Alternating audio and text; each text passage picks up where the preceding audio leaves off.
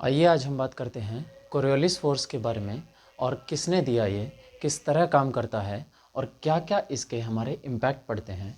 तो Coriolis force सबसे पहले 1835 में गुस्ताव गैस्पर्ड कोरियोलिस ने दिया था। और गुस्ताव कोरियोलिस ने जब ये हमारा कॉन्सेप्ट दिया कोरियोलिस फोर्स का, तो इन्होंने क्या बताया कि ये कैसा बल है। कोरियोलिस फोर्स को कहा जाता है कि ये एक सूडो फोर्स है, ठीक है, यानी ये कोई हमारा वास्तविक बल नहीं है, ये अप्रत्यक्ष बल है। सूडो फोर्स क्यों कहा गया? क्योंकि कोरियोलिस फोर्स कहीं पर भी अर्थ पे एग्जिस्ट नहीं करता। कोरियोलिस फोर्स एक्चुअल में क्या है? ये एक इफ़ेक्ट है, ठीक है, इफ़ेक्ट है किसका? हमारी अर्थ की रोटेशन का, इफ़ेक्ट ऑफ अर्थ्स रोटेशन, ठीक है। तो कोरियोलिस ने ये बताया कि कोरियोलिस फोर्स हमारा क्या है? This is an effect of earth's rotation. As such ऐसा कोई भी प्रैक्टिकली फोर्स अर्थ पे एग्जिस्ट नहीं करता, कहीं पर भी एक्सटर्नल प्रेशर नहीं लगता जिसकी वजह से ये फोर्स हमारा एग्जिस्ट करता हो। तो कोरियोलिस ने जब ये बताया इस फोर्स के बारे में, तो ये किन चीज़ों पर लगता है, कौन सी बॉडीज़ पर लगता है जो हमारे इनडायरेक्टली कॉन्टैक्ट में हैं, ठीक है, इनडायरेक्टली कॉन्टैक्ट में है किसके? अर्थ सरफेस के, indirectly contact of earth's surface, ठीक है, या फिर कह सकते हो इनडायरेक्टली हमारी अर्थ के एटमॉस्फेयर में कॉन्टैक्ट में है। जैसे कि हमारा एरोप्लेन्स, ठीक है, aeroplanes, birds, winds, clouds, oceans. अब ओशंस तो जो है वो डायरेक्टली कनेक्टेड हैं भाई, लैंड की सरफेस से ओशंस डायरेक्टली कनेक्टेड हैं, बट ओशंस में भी हमारे टाइड्स आ रही हैं which are also resultant of the Coriolis force, क्योंकि वाटर बॉडी जो है वो एक वोलेटाइल चीज़ है, वो हमारी मूव कर रही है और उस पर भी हमारे अर्थ की रोटेशन का इफेक्ट पड़ रहा है। और ओशंस और सीज जो हमारे महासागर हैं और समुद्र हैं, उनका एक बहुत बड़ा एरिया, ज्योग्राफिकल एरिया पूरी अर्थ का कवर करते हैं। इसलिए हम ओशंस को भी कंसिडर करते हैं कि क्योंकि हमने देखा है कि कोरियोलिस फोर्स का इम्पैक्ट उन पर भी पड़ता है। तो ये सारी चीज़ें, अच्छा, कोई भी कोरियोलिस फोर्स जो है, कोई भी ऐसी चीज़ जो हमारी स्टैटिक है, जैसे कि कार, ट्रेन, बस वगैरह, जो हमारे अर्थ के डायरेक्ट कॉन्टैक्ट में है, उन पर नहीं लगता, ठीक है। और उन चीज़ों पर ये लगता है विच आर मूविंग हॉरिजॉन्टली, ठीक है, which are moving horizontally to earth's surface, ठीक है। मान लो अगर ये हमारी अर्थ की सरफेस है, ठीक है, ये हमारी पृथ्वी की सतह है, इसके अगर कोई वर्टिकल मूव कर रहा है तो ये कोरियोलिस फोर्स उस पर नहीं लगेगा। कोरियोलिस फोर्स अर्थ पर जो भी चीज़ हमारी हॉरिजॉन्टली मूव कर रही है, ये फोर्स उस पर लगेगा। और किस डायरेक्शन में लगेगा? ये उसके परपेंडिकुलर लगेगा, ठीक है, ये उस डायरेक्शन के, जिस डायरेक्शन में वो चीज़ मूव कर रही है, चाहे वो हवा हो गई, बादल हो गए या कोई भी चीज़ हो गई, उसके ये परपेंडिकुलर लगेगा, ठीक है। अब परपेंडिकुलर वो लेफ्ट में हो सकता है, राइट में हो सकता है, ये किस पर डिपेंड करेगा? हमारा एयर के प्रेशर पर, रोटेशन पे, डायरेक्शन पे, ठीक है। बट और एक चीज़, ठीक है, नेक्स्ट चीज़ क्या देखते हैं हम कि कोरियोलिस फोर्स जो है ये किसी भी मूविंग बॉडी का क्या है? वेलोसिटी, यानी स्पीड पर कोई भी प्रभाव नहीं डालता है। इट डज नॉट अफेक्ट, ठीक है, does not affect speed of any object. कोई भी ऑब्जेक्ट अगर मूव कर रहा है तो कोरियोलिस इफेक्ट कभी भी उसकी स्पीड घटा या बढ़ा नहीं सकता है। कोरियोलिस इफेक्ट क्या चेंज करता है? सिर्फ उसकी डायरेक्शन, ठीक है। कोरियोलिस फोर्स डायरेक्शन चेंज करता है, इसीलिए कोरियोलिस फोर्स को हम डिफ्लेक्टिंग फोर्स भी कहते हैं, ठीक है, कोरियोलिस फोर्स को हम डिफ्लेक्टिंग फोर्स भी कहते हैं। अब जब ये कोरियोलिस फोर्स इन्होंने दिया, गुस्ताव ने बताया इसके बारे में, तो इन्होंने ये कहा कि कोरियोलिस फोर्स का मैग्नीट्यूड किस चीज़ों पर डिपेंड करेगा, क्या क्या वो फैक्टर्स हैं जिन पर ये डिपेंड करता है। तो सबसे पहला फैक्टर क्या है? उस ऑब्जेक्ट का मास, ठीक है। दूसरा प्रोपोर्शनल क्या होगा? कोरियोलिस फोर्स किसके? उसकी वेलोसिटी क्या होगी, velocity of the moving object, उसके ये डायरेक्टली प्रोपोर्शनल होगा। यानी कि जितनी ज़्यादा स्पीड से कोई ऑब्जेक्ट मूव कर रहा होगा उस पर कोरिलेस फोर्स का इम्पैक्ट उतना ही ज़्यादा लगेगा। जितना ज़्यादा उसका मास होगा उतना ही ज़्यादा उस पर कोरिलेस फोर्स लगेगा। और तीसरी चीज़ यहाँ पर उन्होंने क्या बताई, किसके प्रोपोर्शनल होगा, distance of object from equator. ठीक है, ये इंपॉर्टेंट पॉइंट है कि उस ऑब्जेक्ट का इक्वेटर से, यानी अगर ये मानते हैं हम कि ये पृथ्वी का हमारा उत्तरी गोलार्ध है, नॉर्थ हेमिस्फेयर, और ये हमारा इक्वेटर है, तो इस इक्वेटर से उसका कितना डिस्टेंस है, या वो 0 यहाँ पर 30 डिग्री पर है या वो 45 डिग्री पर है। तो कोरिलेस फोर्स जैसे जैसे बढ़ता जाएगा, जैसे जैसे हम लैटिट्यूड बढ़ाते जाएंगे कोरिलेस फोर्स उतना ही ज़्यादा बढ़ता जाएगा। ठीक है, अब ये कैसे, इसको हमने कैसे प्रूव किया कि कोरिलेस फोर्स जैसे जैसे हम लैटिट्यूड बढ़ाएंगे ऐसे हमारा कोरिलेस फोर्स बढ़ता जाएगा। तो इसकी मैथमेटिकल एक्सप्रेशन हमारे पास किसने दी, फेरल ने। ठीक है, तो फेरल महोदय ने हमको क्या दी, इसकी मैथमेटिकल प्रूफ। ठीक है, मैथमेटिकल प्रूफ कि ये कैसे काम कर रहा है। ठीक है, तो मान लेते हैं कि ये हमारी अर्थ है और ये हमारी अर्थ का क्या है, सेंटर O, और यहाँ पर ये OA क्या हो गया, ये इक्वेटर। ठीक है, अब इक्वेटर से कोई भी ऑब्जेक्ट मान लेते हैं, ये हमारा 30 डिग्री पर कोई भी क्लाउड है। ठीक है, और ये क्लाउड हमारा कुछ इतने डिस्टेंस पर है। ठीक है, ये हमारा क्या हो गया, अर्थ का रेडियस। ठीक, ये हमारा हो गया रेडियस और ये भी हमारा अर्थ का क्या है, रेडियस। अगर इसका डिस्टेंस देखो मैं क्लाउड का यहाँ से इक्वेटर से, तो इक्वेटर से इसका डिस्टेंस निकालने के बाद इसको मैं मान लेता हूँ क्या, परपेंडिकुलर, और ये r क्या हो गया मेरा, बेस। अगर मेरे को यहाँ से साइन थीटा निकालना हो तो साइन थीटा की वैल्यू क्या हो गई, परपेंडिकुलर बाय बेस। ठीक है, यहाँ से परपेंडिकुलर, ये परपेंडिकुलर हो गया, ये परपेंडिकुलर हो गया P अपॉन R, और ये P क्या है, distance from equator, distance from equator.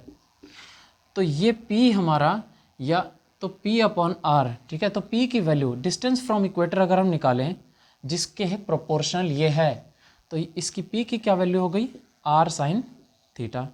इसका मतलब अगर मैं किसी भी ऑब्जेक्ट पर कोरिलेस फोर्स की वैल्यू निकालता हूँ तो इसका मैग्नीट्यूड किसके बराबर होगा, मास इनटू उसकी speed into R sine theta. ठीक है, तो साइन की वैल्यू डिफाइन करेगी कि कोरिलेस फोर्स उस पर कितना लग रहा है। अब साइन की वैल्यू 0 होती है कहाँ पे, साइन 0 डिग्री पे क्या होता है, 0, और ये कहाँ होगा, 0 डिग्री एंगल हमारा कहाँ पर होगा, इक्वेटर पे। तो इक्वेटर पे कोरिलेस फोर्स की वैल्यू क्या होगी, 0, और 90 डिग्री पे साइन की वैल्यू क्या होती है, 1। तो यहाँ पर 1 कहाँ होगा, पोल्स पे। तो इक्वेटर पे कोरिलेस फोर्स की क्या वैल्यू होती है, मिनिमम, और मैक्सिमम कहाँ होता है कोरिलेस फोर्स, पोल्स पे। ठीक है, तो यहाँ से मैथमेटिकली हमने ये देखा कि कोरिलेस फोर्स का मैग्नीट्यूड किसी भी ऑब्जेक्ट पर मिनिमम कहाँ पर होगा, 0 के बराबर इक्वेटर पे, और मैक्सिमम पोल्स पे होगा 90 डिग्री। अब ये काम कैसे करता है, ठीक है, कैसे हमने डिफाइन किया कि यहाँ पर 90 डिग्री पोल्स के ऊपर हमारा कोरिलेस फोर्स क्या होगा, मैक्सिमम, और इक्वेटर पे क्या होगा, मिनिमम। चलिए अब इस हम एक्सप्रेशन को डिटेल में समझते हैं कि ये फंक्शन कैसे करता है।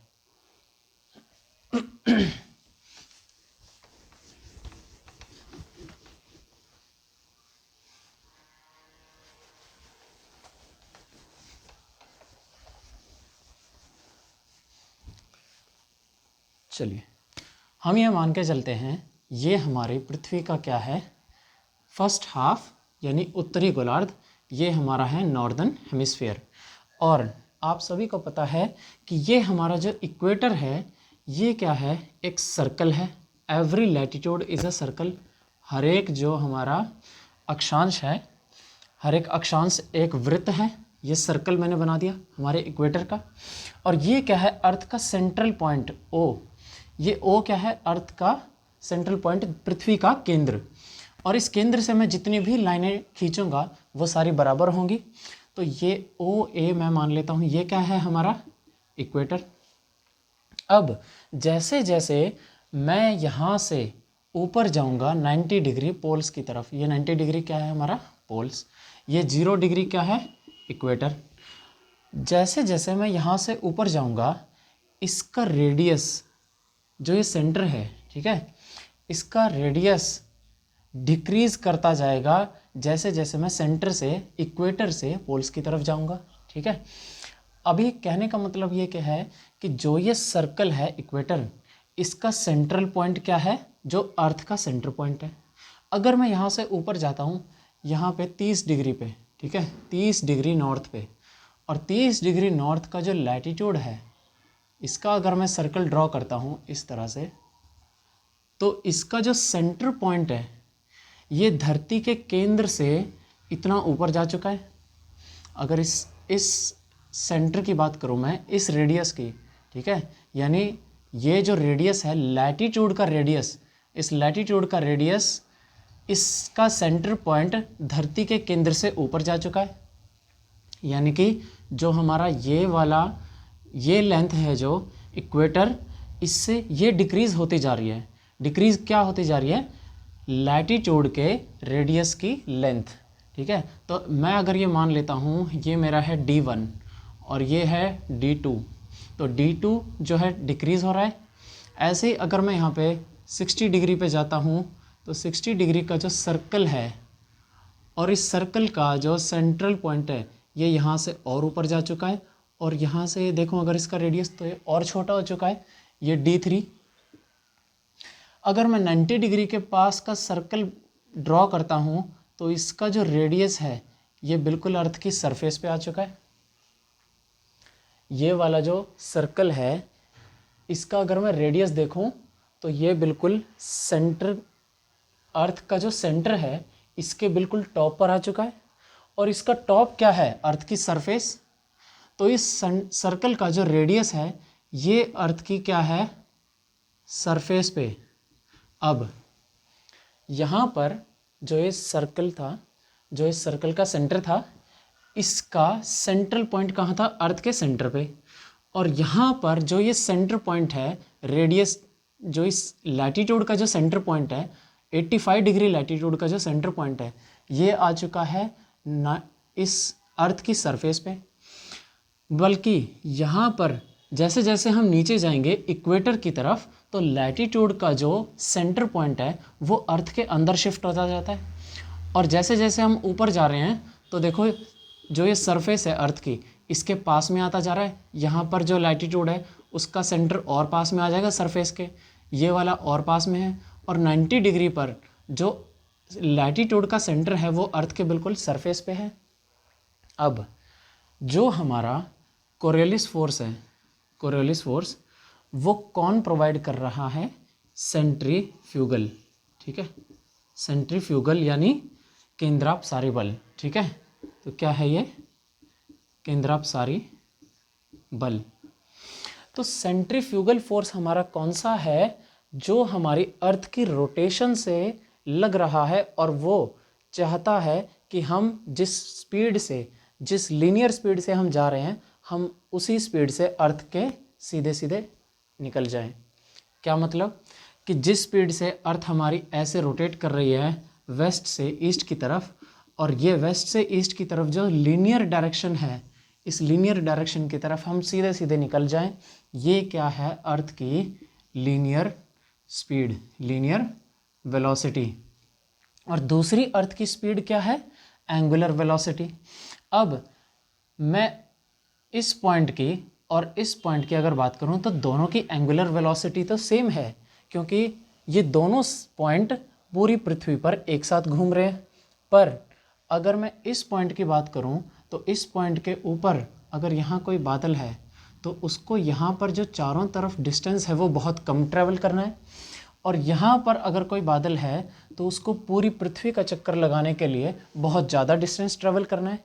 इसका मतलब इसकी जो लीनियर स्पीड है, मतलब जो ये लाइन चारों तरफ जो सेमी सर्कमफेरेंस की इसको कवर करनी है, ये बहुत ज़्यादा है। इसीलिए अब कवर तो कर रहे हैं दोनों सेम टाइम में, तो इसकी जो भी ऑब्जेक्ट्स हमारे इक्वेटर के ऊपर हैं उनकी लीनियर स्पीड क्या है, बहुत ज़्यादा, और जो ऑब्जेक्ट्स हमारे पोल के पास हैं उनकी लीनियर स्पीड क्या है, बहुत कम। क्लियर। अब यहाँ पर जो ये लीनियर स्पीड है ये किस डायरेक्शन में काम करती है, जिस डायरेक्शन में हमारी पृथ्वी घूम रही है। ठीक है, अगर यहाँ पर हम देखते हैं कि अर्थ हमारी वेस्ट से ईस्ट इस डायरेक्शन में रोटेट कर रही है, तो इसी डायरेक्शन में अर्थ का हमारा सेंट्रीफ्यूगल फोर्स लगता है। सेंट्रीफ्यूगल फोर्स हमारा किस डायरेक्शन में लग रहा है, जिस डायरेक्शन में अर्थ घूम रही है। और ये कहाँ लग रहा है, जो हमारी अर्थ की रोटेशन की लीनियर डायरेक्शन है। लीनियर डायरेक्शन का मतलब सीधे सीधे। ठीक है, और ये हम अगर मान लो अगर कोई इस तरह से मैं रस्सी घुमा रहा हूँ और वो रस्सी घुमाते घुमाते मैं सीधे छोड़ दूँ, तो वो क्या करेगी, इसको अर्थ को छोड़ते हुए वो सीधे स्पेस में निकल जाएगी, और वो स्पेस में जिस डायरेक्शन में जाएगी उसको हम कहेंगे उसकी लीनियर वेलोसिटी, लीनियर डायरेक्शन। ठीक है, जिस लाइन में वो ट्रैवल करते हुए जाएगी। तो जो यहाँ पर इक्वेटर पे जो लीनियर स्पीड है वो क्या है, बहुत ज़्यादा, और यहाँ पोल्स के पास जो लीनियर स्पीड है वो है बहुत कम। तो जो हमारा यहाँ पे सेंट्रीफ्यूगल फोर्स है वो इक्वेटर पे सबसे ज़्यादा है और पोल्स के पास सबसे कम है। अब जो पोल के पास जो सेंट्रीफ्यूगल फोर्स हमारा लग रहा है, इसकी डायरेक्शन क्या है, ये बिल्कुल जो रेडियस है इस रेडियस के बिल्कुल पैरेलल है। ठीक है, यानी सेंट्रीफ्यूगल फोर्स जो हमारा पोल्स के पास है वो हमारा क्या है, पैरेलल। किसके, हमारी लैटिट्यूड के सेंटर के। किसके पैरेलल है, सेंटर ऑफ लैटिट्यूड। और जो हमारा कोरियोलिस फोर्स है, कोरियोलिस फोर्स क्या काम कर रहा है कि अर्थ की रोटेशन की वजह से किसी भी ऑब्जेक्ट पर जो फोर्स लग रहा है वो उसी डायरेक्शन में लग रहा है जिस डायरेक्शन में हमारी अर्थ रोटेट कर रही है। इसका मतलब क्या हुआ कि जो हमारा ये रेडियस है, इस रेडियस के बिल्कुल सीधे डायरेक्शन में लगेगा, यानी पैरेलल डायरेक्शन में लगेगा। ठीक है, कहाँ पर, पोल्स के ऊपर। अब जब हम पोल्स पर हैं 90 डिग्री पे, तो सेंट्रीफ्यूगल फोर्स हमारा किसको कंट्रीब्यूट कर रहा है, कोरियोलिस फोर्स को। ठीक है, जब हम पोल्स के ऊपर खड़े हैं तो पोल्स के चारों तरफ अगर हम कोई भी ऑब्जेक्ट फेंकते हैं तो वो हमारा किस डायरेक्शन में जाएगा, जिस डायरेक्शन में हमारा सेंटर का, लैटिट्यूड का रेडियस है।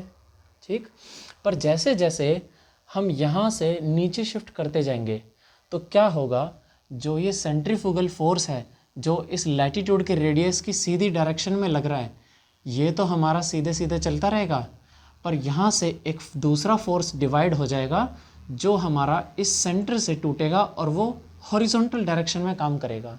और जो ये हॉरिजॉन्टल डायरेक्शन में टूटेगा फोर्स, इसी को हम कहेंगे कोरियोलिस फोर्स। ठीक है, तो कोरियोलिस फोर्स हमारा कौन सा है, जो हमारा अर्थ की रोटेशन से परपेंडिकुलर, जो हमारा सरफेस के पैरेलल लग रहा है। ठीक है, यानी सरफेस के, ठीक है, सरफेस के पैरेलल जो काम कर रहा है, जो कंपोनेंट हमारा आ रहा है वो तो क्या होगा, अच्छा मान लेते हैं जो ये हॉरिजॉन्टल कंपोनेंट है ये क्या है, अर्थ के सरफेस के साथ साथ चलता आ रहा है।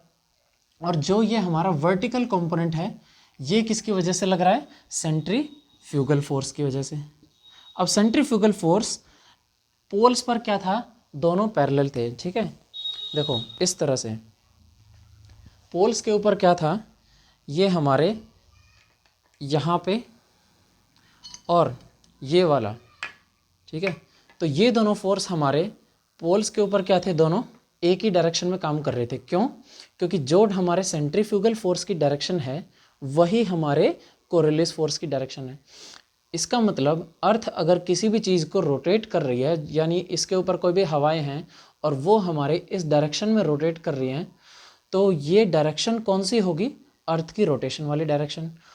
और ये किस डायरेक्शन में जाएंगी, वो होगी पैरेलल किसके, जो इसका रेडियस का सेंटर है। अब वो रेडियस का सेंटर बिल्कुल सरफेस पे है तो वो सरफेस के बिल्कुल पैरेलल हो गई, पर रेडियस हमारा शिफ्ट होता जाता है जैसे जैसे हम सरफेस पे इक्वेटर की तरफ जाते हैं। तो जो लैटिट्यूड का जो सेंटर है वो हमारा अर्थ के अंदर जाता जाएगा, मतलब धरती के कहीं अंदर जाएगा, और जैसे जैसे वो इक्वेटर पर जाएगा तो इस सरफेस से उस सेंटर पॉइंट का डिस्टेंस जो है वो बढ़ता जाएगा। इसका मतलब कि जो हमारा ये पॉइंट है, ये हाइट, इसकी हाइट जो है अभी अर्थ के सेंटर से सबसे ज़्यादा है। इस हॉरिजॉन्टल कंपोनेंट की, जो हमारा यहाँ से टूटा, इस हॉरिजॉन्टल कंपोनेंट की हाइट यहाँ पर अर्थ के सेंटर से सबसे ज़्यादा है। और इस हॉरिजॉन्टल की हाइट जैसे जैसे हम इक्वेटर के पास आएंगे तो इस हॉरिजॉन्टल कंपोनेंट की हाइट क्या होगी, धीरे धीरे कम होती जाएगी। क्यों? क्योंकि इस रेडियस का, इस लैटिट्यूड के रेडियस का जो डिस्टेंस है वो इस सेंटर से कम होता जाएगा। जैसे जैसे हम अर्थ के सेंटर की तरफ आएंगे, यानी पोल्स से हम यहाँ पर इक्वेटर की तरफ आएंगे, तो हमारा लैटिट्यूड का सेंटर का जो डिस्टेंस है वो कम होता जाएगा और पोल्स के पास आके बिल्कुल ज़ीरो हो जाएगा। क्लियर? तो जैसे ही हमारा ये हॉरिजॉन्टल कंपोनेंट आके यहाँ पर जीरो हो जाएगा तो कोरिलिस फोर्स जो हमारा हॉरिजॉन्टल कंपोनेंट प्रोवाइड कर रहा था, ये यहाँ पे आके क्या हो जाएगा, जीरो। अब ये ज़ीरो कैसे होगा? क्योंकि जो सेंट्रीफ्यूगल फोर्स है यहाँ पर आके सेंट्रीफ्यूगल फोर्स तो काम करेगा, यहाँ पर आके सेंट्रीफ्यूगल फोर्स तो क्या हो रहा है, जो V वाला कंपोनेंट है वो हो जाएगा मैक्सिमम। और जो हॉरिजॉन्टल कंपोनेंट है ये किस पर डिपेंड कर रहा है, एंगल, यानी एंगल, या फिर हम कह सकते हैं डिस्टेंस फ्रॉम इक्वेटर। तो इक्वेटर से जब यहाँ पर डिस्टेंस मैक्सिमम था 90 डिग्री पोल्स पे, तो कोरिलिस फोर्स यानी हॉरिजॉन्टल कंपोनेंट हमारा सबसे ज़्यादा था। और ये हॉरिजॉन्टल कंपोनेंट घटते घटते इक्वेटर पे क्या आ गया, इस इक्वेटोरियल लैटिट्यूड के रेडियस के पैरेलल आ गया। और जैसे ही ये इसके पैरेलल आएगा तो यहाँ पर इन दोनों के बीच में एंगल हो जाएगा ज़ीरो, और यहाँ पर हॉरिजॉन्टल कंपोनेंट बिल्कुल हो जाएगा, h हो जाएगा हमारा इक्वल टू ज़ीरो। तो इसीलिए यहाँ पर कोरिलिस फोर्स हो जाएगा हमारा बिल्कुल ज़ीरो। ठीक है, तो ये था हमारा कोरिलिस फोर्स के मैक्सिमम और मिनिमम के बारे में, कि किस तरह से हमारा ये जो फंक्शन है ये काम करता है। अगर हम सिंपली एक मेथड से समझना चाहें इसको, तो देखिए हमारे पास यहाँ पर अर्थ के इस पर यहाँ पर दो फैंस लगे हैं। ठीक है, तो एक फ़ैन ये है जो इस डायरेक्शन में हवा दे रहा है, और ये दूसरा फ़ैन लगा है, ये भी सेम डायरेक्शन में हवा दे रहा है। तो जब दोनों फैंस हमारे सेम डायरेक्शन में हवा दे रहे हैं तो क्या होगा, यहाँ से जो भी डस्ट होगा वो सेम डायरेक्शन में ज़्यादा स्पीड से जाएगा। अब क्या हुआ कि एक फ़ैन तो लगा है हमारा अर्थ के इस रेडियस से, अर्थ के इस लैटिट्यूड के रेडियस से, वो क्या करेगा, एक फ़ैन बिल्कुल सीधा ही रहेगा, वो हमेशा हवा स्ट्रेट डायरेक्शन में देगा। क्योंकि ये क्योंकि ये किस वजह से हवा दे रहा है, क्योंकि अर्थ हमारी रोटेट कर रही है। अब अर्थ की जो रोटेशनल स्पीड है वो जब बढ़ती जाएगी कहाँ पे, इक्वेटर के पास, तो ये जो हमारा सेंट्रीफ्यूगल वाला फ़ैन है ये तो हवा ज़्यादा देता रहेगा, पर जो हमारा ये फ़ैन है दूसरा वाला फ़ैन, अब इसकी हवा क्या होगी, डिवाइड होनी शुरू हो जाएगी, और ये हमारी हवा जो है वो साउथ में फेंकनी शुरू करेगा, इसके परपेंडिकुलर, यहाँ पर जब इक्वेटर पे आ जाएगा। जैसे जैसे अब ये दोनों फ़ैन हैं, ये दोनों सेम डायरेक्शन में हवा दे रहे हैं, तो क्या होगी, विंड की स्पीड ज़्यादा तेज़ होगी, पर और इन पे जो कोरिलिस इफेक्ट लगेगा, विंड की स्पीड ज़्यादा होगी तो कोरिलिस का इम्पैक्ट भी तेज़ होगा। अब जैसे जैसे इक्वेटर से हम नीचे जाएंगे तो क्या होगा, एक फ़ैन, ठीक है, तो देखिए जो एक फ़ैन है वो तो सीधे, एक फ़ैन तो हमारा सीधे सीधे डिस्टेंस ट्रेवल करता जा रहा है, ये तो बिल्कुल लैटिट्यूड के सेंटर से इक्वेटर तक जाएगा बिल्कुल स्ट्रेट, और दूसरा वाला क्या है, इसके साथ एक एंगल बनाना स्टार्ट कर देगा, और वो क्या करेगा, रेडियस के पैरेलल जाएगा। जो हॉरिजॉन्टल कंपोनेंट है ये वाला, वर्टिकल का ये वाला जो हमारा रेडियस के पैरेलल जाएगा, ये तो इक्वेटर तक बिल्कुल सीधा जाएगा क्योंकि ये सेंट्रीफ्यूगल फोर्स है, और ये वाला हमारा क्या है, कोरिलिस फोर्स, तो ये इसके पैरेलल जाएगा, और जैसे जैसे ये पैरेलल जाएगा तो इसकी जो ये स्ट्रेट हवा थी इसको ये डिफ्लेक्ट कर देगा इस साइड, और जब इक्वेटर पे इन दोनों के बीच में 90 डिग्री का एंगल बन जाएगा तो ये एक दूसरे को कैंसिल आउट कर देंगे, और इक्वेटर पे जाके हमारा कोरिलिस फोर्स हो जाएगा जीरो।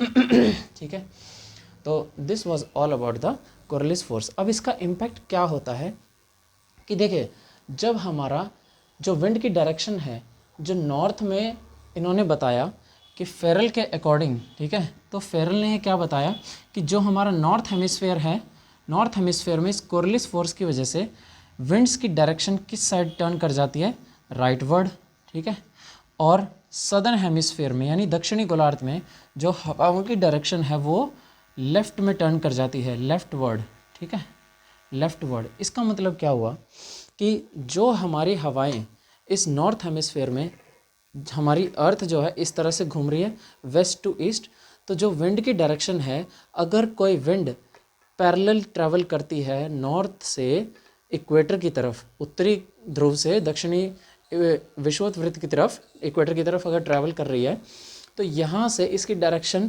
किस जगह ट्रैवल करेगी, राइट डायरेक्शन में। ऐसे ही अगर इक्वेटर से कोई भी विंड नॉर्थ पोल की तरफ आ रही है, नॉर्थ पोल की तरफ, तो ये कहाँ मुड़ जाएगी, अपने राइट डायरेक्शन में। पहुँचना था इसको यहाँ और लैंड करेगी ये हवा इधर, इसके राइट डायरेक्शन में। ऐसा क्यों होता है, ठीक है, अब इसको प्रैक्टिकली देखते हैं। तो यहाँ अगर हम देखें कि कोई भी विंड अगर किसी भी डायरेक्शन में जा रही है तो उसके पीछे क्या फैक्टर काम करता है, ठीक है। तो मान लीजिए ये हमारा जो हमें इक्वेटर है, इस इक्वेटर से कोई भी विंड अगर ऊपर चली, ठीक है, कोई भी विंड इस डायरेक्शन में जा रही है इक्वेटर से, तो फेरल के नियम के अनुसार इस हवा की दिशा उत्तरी ध्रुव पे ना पहुंचकर क्या हो जाएगी, इस डायरेक्शन में जाएगी ये हवा।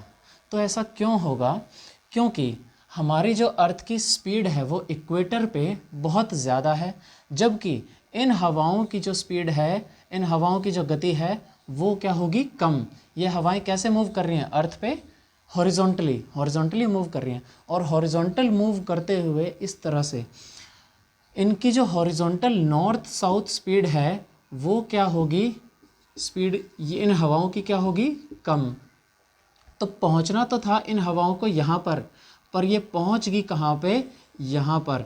किसकी वजह से, क्योंकि जो हमारी अर्थ की लीनियर स्पीड है, लीनियर स्पीड वो यहाँ पर क्या है, बहुत ज़्यादा। तो लीनियर स्पीड ज़्यादा होने की वजह से पृथ्वी ने क्या करा, इन हवाओं को जो इनको उत्तरी ध्रुव की तरफ जाना था, इनको राइट डायरेक्शन में मोड़ दिया। किसकी वजह से, अपनी रोटेशनल स्पीड ज़्यादा होने की वजह से। इसीलिए इस पोजीशन पर पहुंचना था और ये पहुंच गई यहाँ पर, तो ये इसके रेस्पेक्ट में ये क्या है, राइट। तो इसलिए कहा जाता है कि जो हवाओं की डायरेक्शन है वो यहाँ से राइट डायरेक्शन की तरफ मुड़ जाती है, अगर कोई उत्तरी गोलार्ध में पोल से इक्वेटर से पोल्स की तरफ जा रही है।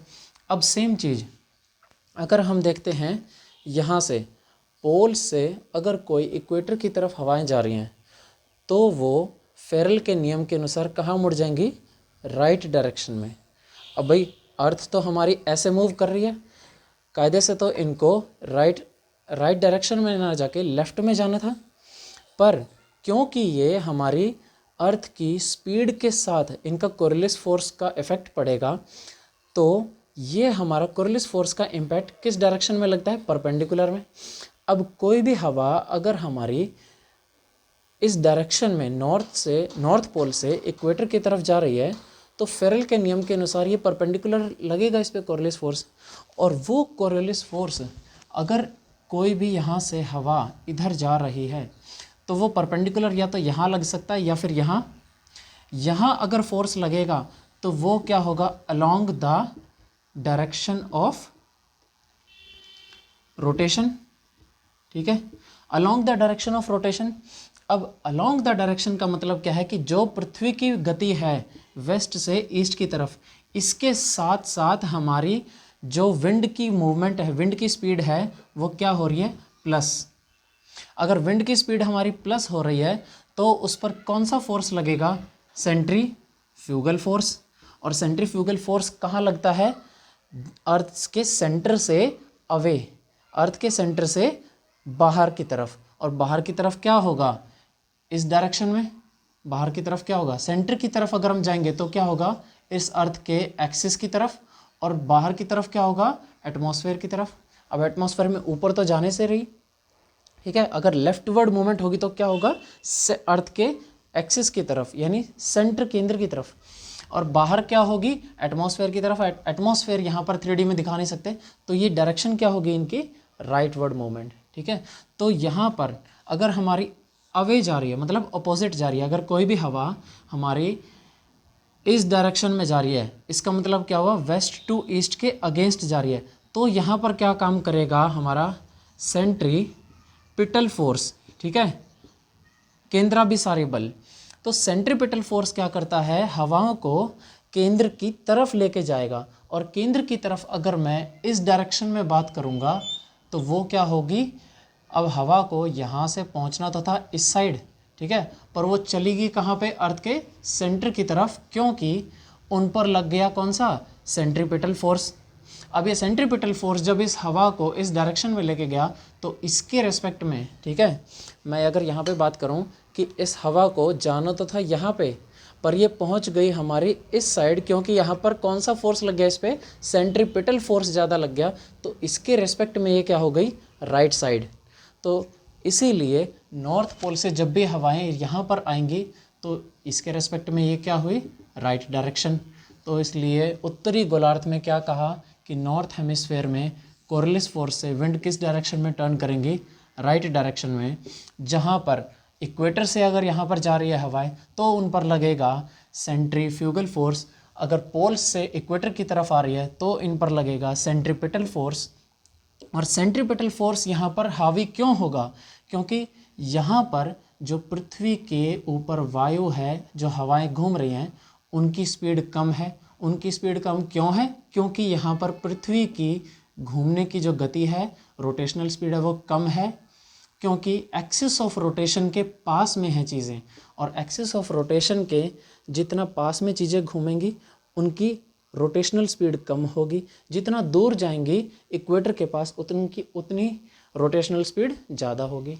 तो इसीलिए जिस एयर को यहाँ से यहाँ तक 100 मील प्रति सेकंड की स्पीड से ट्रैवल करना था, वो अपने गंतव्य स्थान पर, यहाँ पर डेस्टिनेशन पर पहुँच गई, जबकि हमारी पृथ्वी जो है वो अभी थोड़ा ही चल पाई है। तो इसके रेस्पेक्ट में ये डायरेक्शन क्या होगी, राइटवर्ड। और जो सेंट्रीफ्यूगल फोर्स है, यहाँ पर सेंट्रीपिटल फोर्स है, वो उन विंड्स को लेफ्ट की तरफ ले जाएगा, यानी अर्थ के सेंटर की तरफ, और उनकी डायरेक्शन क्या हो जाएगी, राइटवर्ड।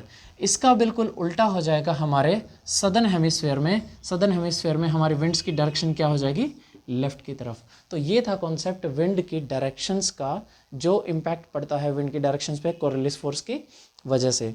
अगर देख सकते हो आप कि जो विंड की जो हमारी डायरेक्शन है कैसे होगी, अगर मैं ये बात करूं कि अगर हम कॉन्सेंट्रिक सर्कल्स बनाएं लैटिट्यूड्स के, तो यहाँ पर विंड, अर्थ की मूवमेंट किस तरह से है, वेस्ट टू ईस्ट, और यहाँ पर डायरेक्शन कौन सी है, एंटी क्लॉकवाइज। और इस एंटी क्लॉकवाइज डायरेक्शन में अगर मैं इसको रोक दूँ तो ये क्या हो जाएगी, किसी भी ऑब्जेक्ट की लीनियर डायरेक्शन क्या हो जाएगी, इस तरफ, और उसकी एंगुलर डायरेक्शन क्या थी, उसको जाना था इस राउंड पे, और वो पहुंच गई कहाँ, इस साइड। तो इस राउंड के रेस्पेक्ट में ये लीनियर साइड कौन सी हो गई, क्योंकि कोरिलिस फोर्स कहाँ लग रहा है, जो लीनियर डायरेक्शन है अवे लग रहा है ना, सेंटर से अवे की तरफ।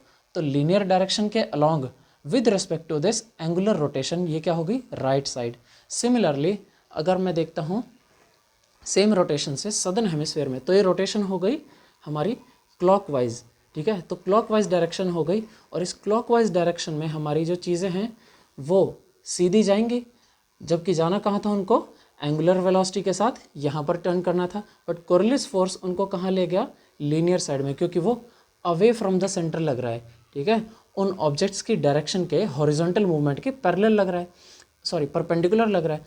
तो उनको जाना था इस डायरेक्शन में, पर वो चले गए सीधा कोरिलिस फोर्स की वजह से। तो क्या हुआ, इसकी रेस्पेक्ट में ये क्या हो गया, लेफ्ट साइड में चले गए। तो सदर्न हेमिस्फेयर में जो हवाएं यहाँ से यहाँ जा रही हैं या इधर से इधर मूव कर रही हैं, उन पर लेफ़्ट डायरेक्शन लगेगी, और नॉर्थ हेमिस्फेयर में राइट डायरेक्शन। तो इस वजह से हमारा, और दूसरी चीज़ जो ये हमारा मूवमेंट है इन विंड्स का, ये किस पर डिपेंड करता है, हमारा प्रेशर ग्रेडियंट पे, ठीक है, प्रेशर ग्रेडियंट पे। बट कोरिलिस फोर्स की जो डायरेक्शन है जिसमें ये लगता है, वो प्रेशर ग्रेडियंट पे डिपेंड नहीं करता, वो हमारा उस विंड की डायरेक्शन पे डिपेंड करता है। ठीक है, मान लीजिए प्रेशर ग्रेडियंट एक अलग कॉन्सेप्ट है, हम बाद में पढ़ेंगे कि अभी अगर छोटे छोटे अगर स्मॉल कॉन्सेप्ट देखा जाए तो प्रेशर ग्रेडियंट ये होता है कि मान लीजिए हमारी ये सरफेस है और यहाँ से यहाँ हमारा प्रेशर जो है ये कम होता जा रहा है, बट विंड की डायरेक्शन अगर हमारी इस साइड है तो जो कोरियोलिस फोर्स है ये हमारा प्रेशर ग्रेडियंट के परपेंडिकुलर ना लग के किसके परपेंडिकुलर लगेगा, कोरियोलिस फोर्स इस डायरेक्शन में। तो कोरियोलिस फोर्स की डायरेक्शन हमारी विंड की डायरेक्शन के परपेंडिकुलर लगेगी, ना कि प्रेशर ग्रेडियंट के। प्रेशर ग्रेडियंट क्या होता है, ताप ह्रास दर जो हमारा इस लाइन से अगर मैं देखूं कि किसी भी वायुमंडल में अगर इस लेयर में प्रेशर अगर घट रहा है, ठीक है, तो वो हमारा एक ग्राफ बनता है प्रेशर ग्रेडियंट का। तो ये सब था हमारा कोरियोलिस फोर्स के बारे में, इसका क्या इम्पैक्ट पड़ता है। कोरियोलिस फोर्स की वजह से ही हमारा जो पृथ्वी पे वेट है वो अलग अलग हमें देखने को मिलता है। जैसे हमने सुना होगा कि इक्वेटर पे हमारा क्या होता है, वेट। ठीक है, इक्वेटर पे वेट हमारा सबसे मैक्सिमम मिलता है। उसका कारण क्या है, ग्रेविटी पृथ्वी पर कहीं पर भी अलग अलग नहीं है, पर क्योंकि इक्वेटर पे कोरियोलिस जो ये सेंट्रीफ्यूगल फोर्स है जो हमें अर्थ से बाहर फेंकता है, लीनियर मोमेंटम प्रोवाइड करता है, वो हमारा इक्वेटर पे सबसे ज़्यादा होता है, इसीलिए हमारा वेट इक्वेटर पे सबसे लेस होता है। जबकि पोल्स पे जब हम जाते हैं तो वहीं पर ये जो सेंट्रीफ्यूगल फोर्स है ये हमारा मिनिमम हो जाता है। तो पोल्स पे जो हमारा वेट आता है, ठीक है, तो पोल्स पे हमारा वेट जो है वो बिल्कुल एग्जैक्ट वही आता है जो 9.8 जी से हम कैलकुलेट करते हैं, जो एक्चुअल में हमारा ग्रेविटेशनल वेट है। ठीक है, तो इक्वेटर पे हमारा क्या होता है, weight it is enhanced by the centrifugal force.